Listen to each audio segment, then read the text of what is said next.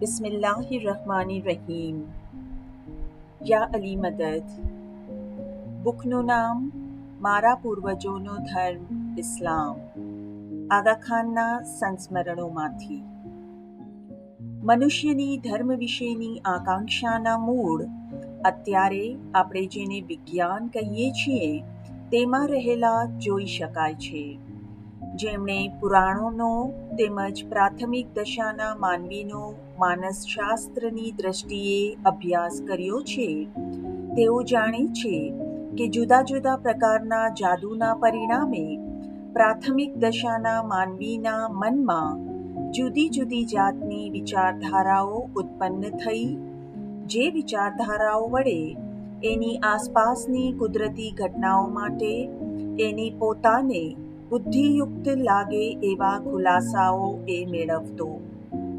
સૂર્યના ઉદય અને અસ્ત, ઋતુઓના પલટા, કળીઓનું ફૂલ રૂપે પ્રફુલ્લવું અને ફળોનું પાકવું, વાયુ અને વર્ષા, આ બધી ઘટનાઓ અને ક્રિયાઓ દેવતાઓએ અથવા માનવી કરતાં કોઈ ઊંચી જાતની હસ્તીઓએ ઉત્પન્ન કરી છે અને તેમના અંકુશ હેઠળ એ ચાલે છે, એ એમને બુદ્ધિમાં ઉતરે એવું લાગતું હતું. પ્રાથમિક દશાના ધાર્મિક અનુભવોને પ્રાથમિક વિજ્ઞાનના અનુમાનો જાદુની સાથે, જંતર મંતરની સાથે સંકળાયેલા હતા. આમ એક જ સમયે સંવેદનના ક્ષેત્રમાં માનવજાતને થયેલા અનુભવો અને એ અનુભવોને બુદ્ધિયુક્ત ભાષામાં સમજાવવા તથા સાંકળી લેવાના એના પ્રયાસો, એ બંનેના પરિણામે ધર્મ તથા વિજ્ઞાન બંનેનો જન્મ થયો.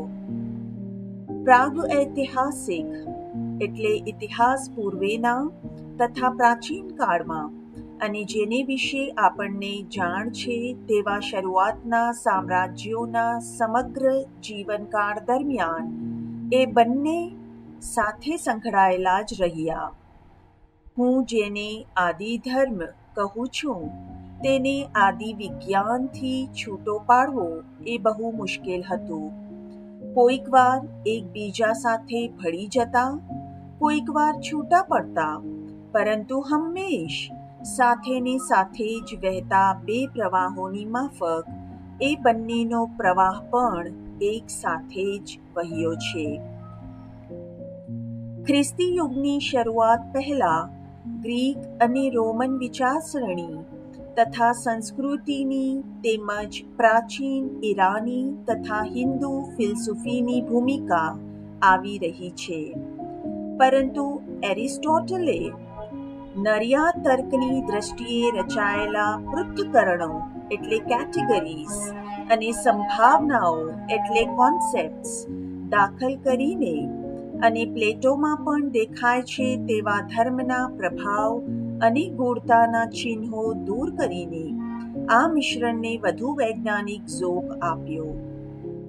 રોમન રાજ્ય વ્યવસ્થા અને કાયદા કાનૂનોએ સદીઓ સુધી જે મહાન ને વિસ્તૃત પ્રકારની સંસ્કૃતિ ટકાવી રાખી હતી તે તૂટી પડતા અને રોમન સામ્રાજ્યનું પતન થતાં યુરોપ ઉપર અંધકાર યુગની છાયા ફરી પડી. ખ્રિસ્તી સનની 7મી સદીમાં આત્મા તેમજ બુદ્ધિ એ બંનેના ક્ષેત્રમાં સાહસ અને સંશોધન કરવાની માનવજાતની શક્તિ તેમજ વૃત્તિ તેજસ્વી રીતે ઝડપથી ને નવેસરથી ખીલી ઉઠી. એની ખિલાવટ પહેલવહેલી શરૂ થઈ અરબસ્તાનમાં. એના બીજ રોપ્યા ને એને વેગ આપ્યો મારા પવિત્ર પૂર્વજ હઝરત મહમ્મદ પૈગંબરે.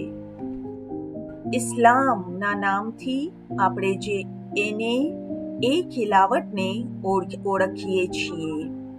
એની અસરનો જુવાળ અરબસ્તાનમાંથી નીકળીને સબળ રીતે ને ઝડપભેર ઉત્તર આફ્રિકા ને ત્યાંથી સ્પેન સુધી ફરી વળ્યો. યુરોપમાં એવરોઝ તરીકે ઓળખાતા મહાન મુસ્લિમ ફિલસૂફ ઇબ્ને રુશ્દએ સમજમાં આવી શકે એવા બે પ્રકારના માનવ અનુભવો વચ્ચે રહેલા ભારે તફાવતનું સ્પષ્ટ રીતે પ્રતિપાદન કર્યું.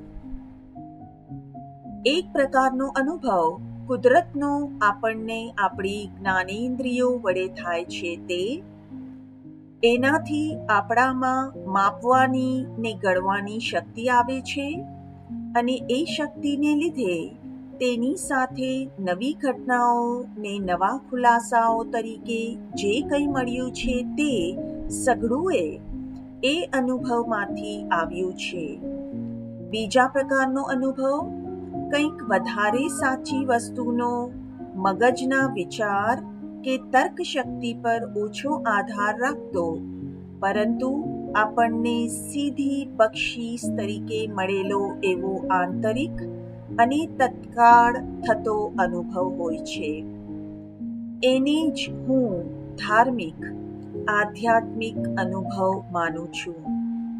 કુદરતી રીતે જ આપણું મગજ જળ પદાર્થનું બનેલું હોવાથી અને એની ક્રિયાઓ તેમજ એ ક્રિયાઓના સઘળા પરિણામો પણ જળ પદાર્થમય હોવાને લીધે આપણે વિચારોને કે આધ્યાત્મિક રૂહાની અનુભવોને શબ્દોમાં ઉતારીએ છીએ કે તરત જ મગજની આ મૂળભૂત જળ રચનાને કારણે ઊંચામાં ઊંચા અને અત્યંત અલૌકિક અનુભવો પણ જળવાદી વિચારસરણી રૂપે જ બહાર આવી શકે છે.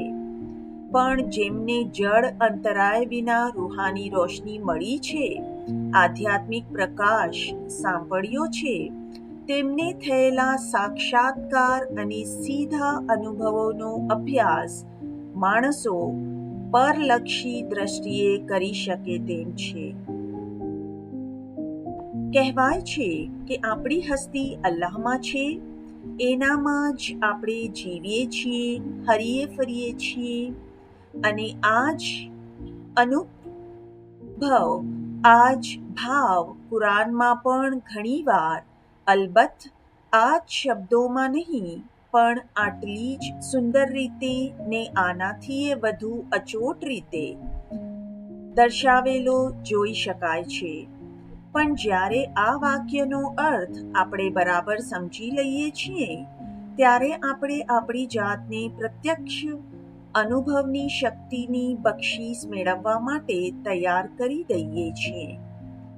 મહાન ઈરાની શાયરો રૂમી અને હાફિઝે પોતપોતાની અલગ રીતે આપણને જણાવ્યું છે કે કેટલાક મનુષ્યોને જન્મથી જ એવી કુદરતી આધ્યાત્મિક રૂહાની શક્તિઓ અને વિકાસની શક્યતાઓ મળી હોય છે કે પેલા પરમ પ્રેમનો જે સૌને આવરી લે છે, સૌને સમાવી લે છે અને જે માનવ આત્માને હક સાથે સીધા સંબંધ વડે જ મળે છે, તે ઇશ્કે હકીકીનો એને પ્રત્યક્ષ અનુભવ થાય છે. હાફિઝે તો એમ પણ કહ્યું છે કે ઈસુ ખ્રિસ્ત જેવા મનુષ્યો અને મંસૂર અને બાયઝીદ જેવા મુસ્લિમ સૂફીઓ તેમજ બીજાઓને એ પરમ પ્રેમની આધ્યાત્મિક શક્તિ પ્રાપ્ત થઈ હતી અને હંમેશ હાજર રહેલો એવો પવિત્ર આત્મા જો એ રોશની આપણને બક્ષે તો એ નેમત પામીને આપણામાંથી કોઈ પણ ઈસુ ખ્રિસ્ત જેવી શક્તિ મેળવી શકે. પરંતુ મનુષ્યોના બહુ મોટા ભાગ માટે આ પરમ પ્રેમની પ્રાપ્તિ, આ સાક્ષાત્કાર વ્યાવહારિક રીતે શક્ય વસ્તુ નથી. આમ છતાં આપણે જીવનમાંથી આ ખોટને માનવ વ્યક્તિઓ પ્રતિ સાંસારિક ને માનવ પ્રેમ રાખીને આપણે પૂરી કરી શકીએ એમ છીએ અને એના વડે આપણે પવિત્ર આત્માની દરમિયાનગીરી વિના મળી શકે તેટલા પ્રમાણમાં આ પ્રકાશ મેળવી શકીએ છીએ. જેમને આ સાંસારિક અને માનવ પ્રેમને સમજવાનું અને અનુભવવાનું સદભાગ્ય સાંપડ્યું છે, તેમણે એને એક રીતે ગર્વ લઈ શકાય તેવા આશીર્વાદ સમાન ગણવો જોઈએ અને આભારની લાગણીથી જ એનો જવાબ વાળવો જોઈએ. હું મક્કમ રીતે માનું છું કે આ ભૌતિક જગતમાં અન્ય માનવી પ્રતિ સંપૂર્ણ પ્રેમભાવ રાખવાથી અમુક અંશે પેલા ઉચ્ચ પ્રકારના અનુભવ માટેની તૈયારી કરી શકાય છે. આ રીતે તદ્દન દુનિયાદારીના દ્રષ્ટિબિંદુથી અને આત્માના ઉચ્ચ જીવન વિશેની સમજ વગર પણ આ ઉત્તરતી કક્ષાની ને વિશેષ દુન્યવી ભાવના આપણને ભાન કરાવે છે કે આ જીવનની તમામ સમૃદ્ધિ, કીર્તિ, પૈસો ને તંદુરસ્તી જે કંઈ પણ આપી શકે તે બધું જ એક માનવીના અન્ય માનવી પ્રત્યેના પ્રેમભાવમાંથી જે સુખ પેદા થાય છે અને મળતું રહે છે તે સુખની આગળ કંઈ પણ વિસાતમાં નથી. આપણી આસપાસ નજર કરીશું તો આપણને ઈશ્વરની આ મહાન કૃપાના દર્શન સામાન્ય માણસોના જીવનમાં, આપણા મિત્રો અને આપણા ઓળખીતાઓના જીવનમાં પણ થઈ શકશે.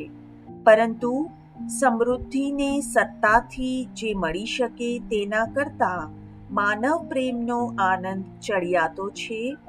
તે જ રીતે પેલો ઉચ્ચ પ્રકારનો આધ્યાત્મિક પ્રેમ અને તેનો પ્રકાશ અલ્લાહની બક્ષીસને કૃપા સમાન, હકીકત સત્યત્વના પ્રત્યક્ષ દર્શનના ભવ્ય અનુભવમાં ફલસ્મો એ પ્રેમ ને પ્રકાશ સક્ષમમાં સૂક્ષ્મ ને સાચામાં સાચા માનવ પ્રેમથી મળતી તમામ વસ્તુઓ કરતાં ચડી જાય છે.